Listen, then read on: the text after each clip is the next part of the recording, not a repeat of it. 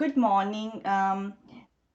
From Center for Positivity, Wellbeing and Hope, we are bringing presenter Dr. Hodges Crowder. She is assistant professor in psychology department. Welcome, Dr. Hodges Crowder. Thank you. I'm very glad to be here. Thank you for inviting me. Mhm. My name is Neeru Deep, and Dr. Hodges Crowder will be presenting coping with COVID, how we really can adjust to uncertainty and build resilience. Please tell us a little bit about yourself, about your education and experiences. All right. Well, I am a native Louisianian. Grew up in the Shreveport area. I completed my undergraduate in psychology with some special study in psychopharmacology from Centenary College. And I completed a master's and a PhD at Louisiana Tech. With a focus in counseling psychology. However, I was trained as a scientist practitioner, so I did lots of research, lots of analysis, and learned all of my clinical skills to work with people. I've spent a great deal of time working in direct service in therapy with individuals, adults, and children, as well as families, and also program development. I started off in the nonprofit community and have a special love for working in the nonprofit arena. And I moved into education several years ago as an adjunct and just fell in love with teaching. So now I'm very pleased to be a member of the faculty at the NSU Department of Psychology, and I work with the clinical psychology master's program, teaching most of the assessment courses. Mhm. And then I also have some undergraduate course work that I'm engaged in, and I just really enjoy all of it. Mhm. That is very good. And from your research interest, I was seeing that the substance abuse related treatment. So tell us a little bit about that too. Sure. I started off as a non-traditional student, I suppose, because once I completed my bachelor's degree, I did some on-the-job training and continuing education and got my license as a substance abuse counselor. Mhm. So I worked in that field for many years and realized that I really needed to know a lot more. Oh. And so that was one of the motivations for me to go back and work towards a master's and a PhD. And I spent a lot of time working with individuals who are HIV positive with substance use disorders, and then also had a program that I helped develop and implement for women with children who had substance related problems, and the women and their children could come and live together, and we got to teach all sorts of life skills, coping mechanisms, and help the family recover. So very interested in family based treatment models, Mhm. and also updating some of the standard abstinence based models of treatment that we've had for years and years and years, kind of adjusting to our social changes and understanding the human connection component of recovery, and how important that really is, and how that lack of connection really contributes to some individuals' inability to maintain a healthy lifestyle. Wow. So, very interested in those aspects of substance related disorders. And I see that you worked in Florida, Georgia, Louisiana. Wow, what a wonderful experience Yes. you have it. And thank you so much to be part of and contributing to the Center for Positivity, Wellbeing and Hope. And I know that our NSU family and people who will be listening to this presentation will have a great knowledge about coping with COVID, how we really can adjust to uncertainty and build resilience. When we are talking about this, tell us, sometime people are confused with what is anxiety. So what is actually anxiety? Certainly. Well, anxiety is a natural reaction to fear, stress, uncertainty. It's something that as humans we all experience. Mhm. Um, Mainly, we can identify it by two primary factors, that there's a reaction of fear and worry of uncertainty. So we are talking about the basics of anxiety when there's just some worry about either something that we really can see and understand, or even the unknown. Mm-hmm. Um, and we may get restless, irritable, may have some sleep problems, may have decreased concentration, trouble focusing on things. And again, this is a normal reaction for most people. Where anxiety turns into a problem Mm-hmm. is when we don't have effective coping strategies, when we become overwhelmed with fear to where it's almost paralyzing, where the persistent, intrusive worries interfere with daily functioning. That's when it really becomes something along the lines of a disorder. And I think that's what most people think about when they think about anxiety. And you can have anxiety about all sorts of situations. Mm-hmm. Um, And so now we have like uncertainty during COVID.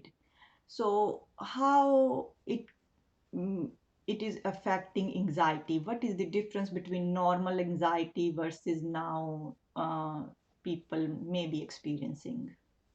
well, I think with our COVID pandemic situation, Mm-hmm. um, which has been going on around 5 months now in our community and in the United States as a whole, acknowledging it, and we've had so many levels of uncertainty in this pandemic world that we're experiencing right now, that we have a tremendous increase in anxiety for adults and children Mm-hmm. in our society right now, not just in our area, but in our country and in the world in general, because of the uncertainty. So there's a lot of fear of the unknown. Mm-hmm. There's a lot of overload, information overload, because we have this wonderful technology and this 24-hour access to news, and Mm-hmm. you can hear some of the greatest stuff in the world and some of the scariest stuff in the world all at the same time. So there's just kind of a information overload and a lot of conflicting information, and then every aspect of life has been altered, Mm-hmm. from lockdowns to Mm-hmm. unemployment to uncertainty with school. Mm-hmm. So it's pretty overwhelming for most people. So how right now people are feeling anxious? So it can be like a okay because it is now disturbing their life. Now it is like basically when you said it is paralyzing their daily life, how they should manage anxiety so it will be just anxiety but not paralyzing them. Well, I think there are several steps that are pretty consistently effective for all of us when we're talking about anxiety. Mm-hmm. We're talking about an anxiety management of sorts. Now, we have formal therapy and medication treatments that are used when we think about anxiety management for severe Mm-hmm. problems, but just in our daily lives, anxiety management, that normal reaction to Mm-hmm. the unknown, to the uncertainty, there are several things that we can do. Our primary goal is going to be to find some source of action that we can take. We're looking at uncertainty, and we're going to figure out how to adjust. Okay. An adjustment is a process, it's not an instant fix, right? So I always have to say that because when we have a goal of reducing our worry and our fear, we want to identify the sources of control that we're going to have, and we want to implement some coping strategies. Mm-hmm. Um, we live in an instant world, and a lot of us are, 1 second people. We want it right now. We want to do it this way. Mm-hmm. And with anxiety management and self regulation of our anxiety, Mm-hmm. there are really some definitive things we have to attend to, and we really have to put some energy into for it to give us any relief. Mm-hmm. Um, so if you think about anxiety management and coping, dealing with uncertainty in terms of reducing our worry and fear, Mhm. by kind of taking control of what we can control, Mhm. and then building some resilience for ourselves. And when I resilience is thrown around a lot nowadays, oh, we need to be more resilient. They're more resilient. They're not resilient. Mhm. What we really mean by that is just positive adaptation. We're just acclimating to the circumstances in a positive way Mhm. so that it's not overwhelming. Mhm. I really like the way you said that adjustment is a process. If we can take like one day at a time and one incident at a time, one work at a time, so and try to adjust in that way so we can reduce the anxiety. Very good point for that. So let's talk about like how, like let's do step by step.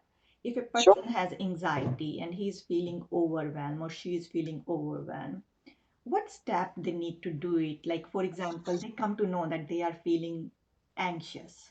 So what is the first step they should do it? Well, the first step to this is to understand that uncertainty is the circumstance. That's the truth. That's the reality, is that there's uncertainty in the world, Mm-hmm. and we don't really know what's going to happen. Mm-hmm. So, acknowledging that, Okay. and then understanding that nervousness, anxiety, worry is a normal reaction in this situation. Mm-hmm. That we're going to feel off center. Mm-hmm. We're going to have some fear. Mm-hmm. Um, so acknowledging that instead of trying to figure out how to get around it is really a big component of dealing with the anxiety. Because when you refuse to acknowledge how you feel about something, it has an interesting way of coming up over and over again. So you can have that intrusive worry, which is going down the road of a real problem. Mm-hmm. I really like the idea. First step is like you have to acknowledge that, okay, I am feeling little anxious, but it is not under my control. This is also circumstances, right? Like COVID-19, we cannot control it. We can control it Nope. by just by avoiding the public places, right? So Right. acknowledging is first step. So a person now acknowledge it. But they are still feeling anxious. What will be their second step to how they can deal with the anxiety? Now they know that Well, okay, they have anxiety because of COVID-19 or other circumstances. So first is acknowledgement. So what will be the second step for them? so we're acknowledging what's scaring us, right? Whether it's COVID, going back to work, going back to school, social settings, whatever it is, we're Mhm. acknowledging, we're identifying what scares me. What Mhm. am I afraid of? Why am I worried? And the Mhm. second step is, okay, we've got all these possibilities rolling around in our head. We're scared of these things. Okay, what are my strengths? What can I do? What do I have Mhm. that's available to me? My strengths that I've used before Mhm. when I was worried, Mhm. or there was something uncertain in front of me. Mhm. You know, recentering and saying, okay, look, I'm a grown up. Mhm. I'm a grown up. I've been able to overcome some adversity in the past. I've had some challenging situations in the past. Mhm. What did I do Mhm. at that time to start moving through it? Well, for example, if I am facing a test Mhm. in school, Mhm. one of the first things that I'm going to do is try to find out what information is available, right? I'm going to educate myself about what's on the test. Mhm. That's a strength I have. Mhm. I'm able to find the knowledge, find the information when I need it. Mhm. And then I'm going to plan, right? I have some planning skills, Mhm. you know. And sometimes when I don't know what my strengths are, I have somebody I can call who will remind me, Mhm. right? So Mhm. that's a strength too. Mhm. That's the ability Mhm. to start looking for what's going on and how I can deal with it. Very, very nicely said, though. Like, first you acknowledge what is the problem, and second is you have to figure it out your strength. And if you cannot figure it out your strength, I bet that somebody in your family or friend circle will know your strength, and please call them and ask that, okay, how I should manage this, and what kind of strength I have it. So maybe it is give you a little bit clue that, okay, you are good in this, you are good in planning, you are good in doing this work before, you will be successful. So that can give you a little bit relief about that too. So how they can manage their expectations. Sometimes people has more expectation that, okay, they want to go and do this, how they can manage the expectations so they can have lower anxiety or no anxiety. That's where many people are very challenged, is really to go to that next step. Is that uh, COVID is particularly a situation where we can't change what's happening on the big scale. So being finding some realistic expectations, living in the truth, I like to call it. Okay. So with COVID in particular, the truth is that we have a pandemic across the globe in our world, and that permeates everything about who we are and what we do. That's the truth. That's the truth. And I keep hearing everybody's talking about adjusting to a new normal, adjusting to a new normal. I really don't like the way that sounds because it implies that something is wrong. Yes, Okay. It implies that something's wrong. So instead of trying to adjust to a new normal, I'm going to practice living in the truth with realistic expectations. The truth is that there's a pandemic, that there are people that are sick, that there's possible transmission of the virus when you go out into public. So when I go out into public, there are some plans that I need to make to protect myself. That's the truth. You know, the truth is the safest thing for me to do is to stay home during certain periods of time. So that's the truth.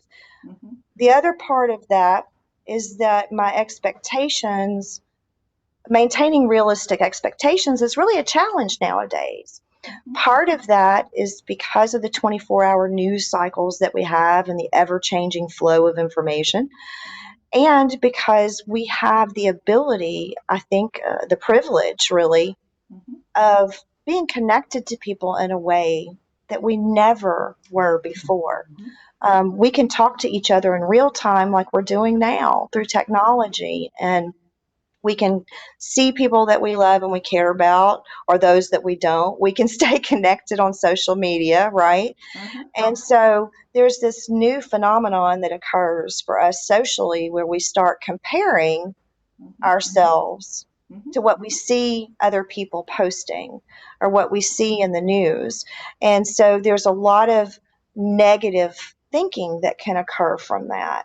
So, in order to maintain realistic expectations for a lot of people, that includes reducing the amount of time that they spend comparing themselves to everybody else through social media or through, news cycles where it's the worst case scenario or the best case scenario.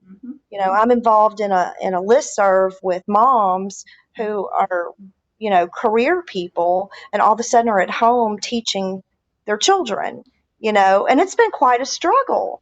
And there are these moms on social media that have their little aprons on and they're baking cookies every morning, and they've made a big healthy breakfast, and they've done 6 hours of third grade with their kids, and now they're doing their work and they look pretty and their food looks great, and you're thinking, I am never going to make it, right?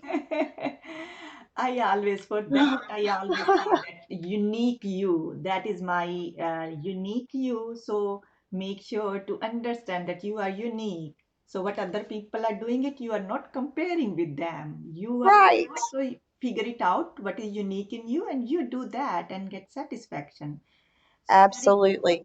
So that's the realistic expectation. So no, I'm not going to be Susie Homemaker. I didn't start off that way, and I'm not going to be that way because of a pandemic. That's not realistic. I'm not all of a sudden going to know all of the math concepts that a third grader is supposed to learn in the fourth 9 weeks of the year. That's just not on my radar. So I'm going to be realistic about what I expect of myself Mhm. And what do I expect of others? I have a friend who has 3 children, and she is a super phenomenal, crafty baking woman, and I'm not going to expect to see beautiful pictures on her feed and expect that she's telling me the truth about what she's doing. And we both have our strengths. Mhm. It's not a comparison and it's not a competition, so that's one of the challenges about living in the truth, Mhm. is that I have some realistic self-appraisal. And Mhm. that second step we just talked about that's so important, what are my strengths? Mhm. And having other people remind me Mhm. so that I don't get lost down that social media Mhm. rabbit hole, right? Mhm. Um, so I'm using my strengths and looking for answers Mhm. that are important to me to reduce my worry. And I'm reducing my worry by finding places where I can reduce the uncertainty, Mhm. you know. So That's a very, very good point. Very good point. Again, when we know ourselves better, and then we are not trapped into the what other people are doing, and I have to do that. Whatever is our strength, we will figure it out, and we will work according to our strength, and then we will feel happy actually and less anxious. Most right. anxiety is because other people are doing better than us, and then we are comparing, and that is bringing us anxiety. So how about how they can build resilience? So we're going to build resilience by taking those identified strengths, by Mhm. finding the truth, by looking for the answers, Mhm. and not doing anything in extremes, not spending all your time looking for the answers or spending none of your time. You want to find a middle ground that's comfortable for you. Mhm. And while you're doing that, Mhm. you're engaged in self-care. And I think one of the things I've really learned, and I've watched my colleagues learn Mhm. through the pandemic, is that even though the world has changed somewhat and many of us are working from home, teaching from home, those sort of things, routine is still so very important. Very nice. So Mhm. routine, having a regular schedule regardless of where you're spending your time, is very important. Mhm. And a happy, healthy lifestyle that we think of, that American idea of, uh, feeling satisfied with life, Mhm. comes from, 3 key ideas, nurturing your mind, body, and your spirit, period. I mean, it's all about taking care of yourself Mhm. and remaining connected to others, Mhm. and remaining connected to others in meaningful ways, Mhm. not just flipping through social media.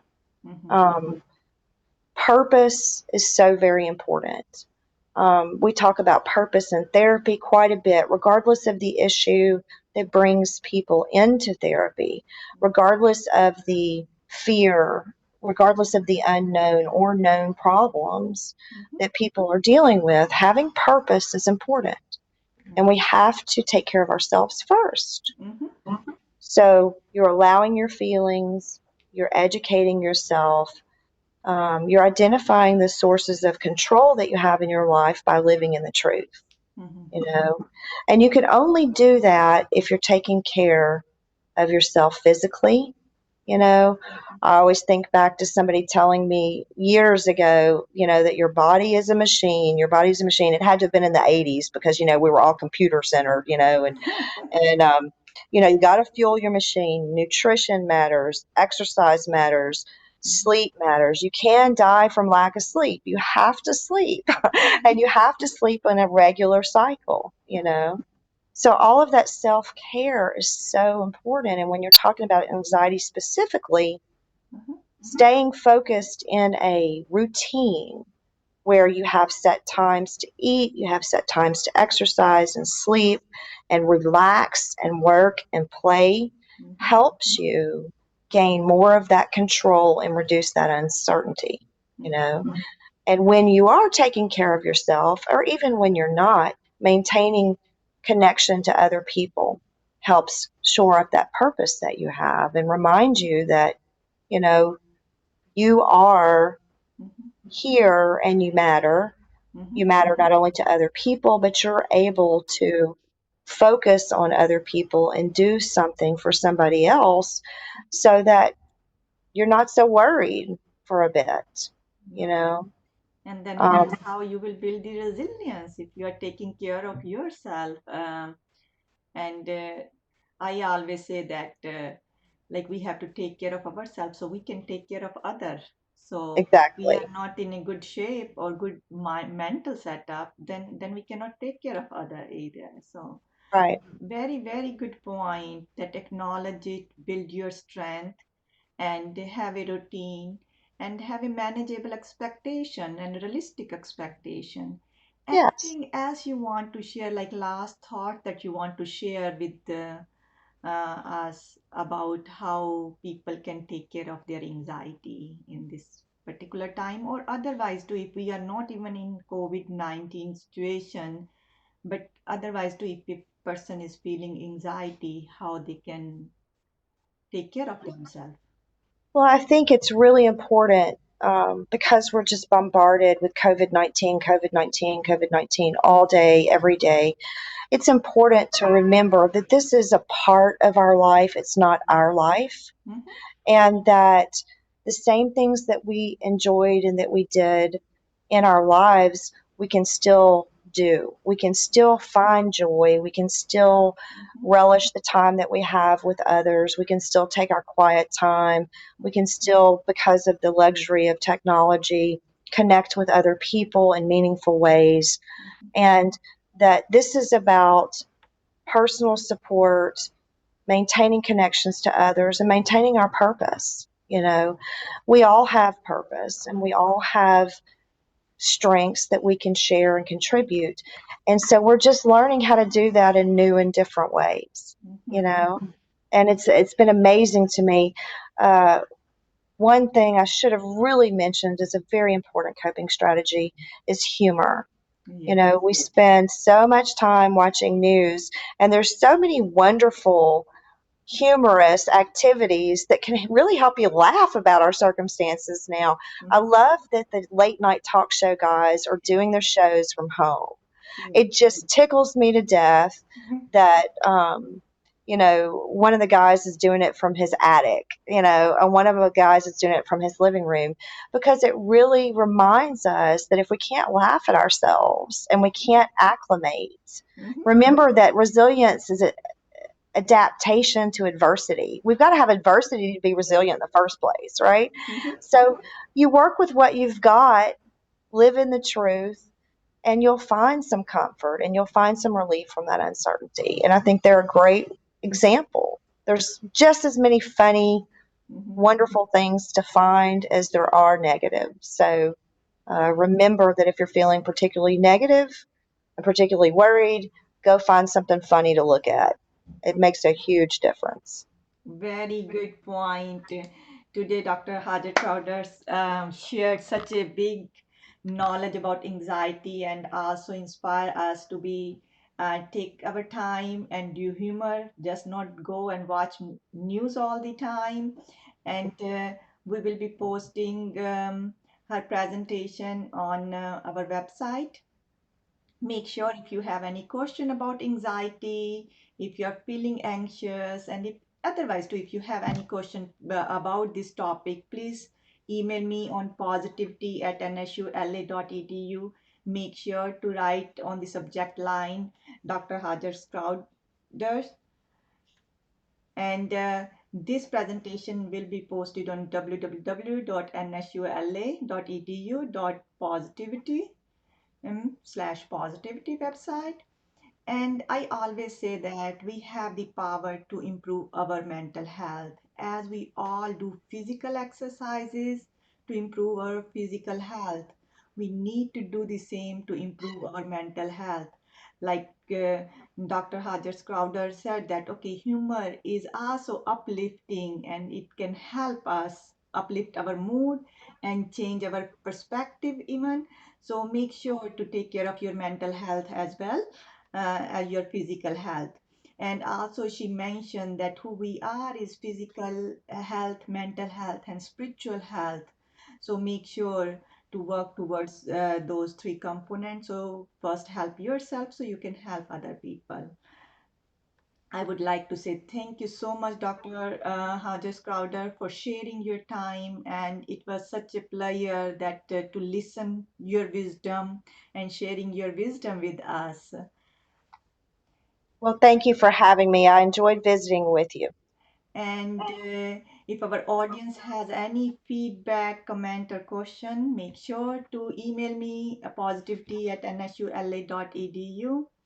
And it was pleasure talking to you today. And I can assure you that whoever will listen to your presentation, they will have new perspective, and they will do have their expectation to the realistic expectation. And I bet now they will start watching those late night shows so they can laugh about it, I right? hope so.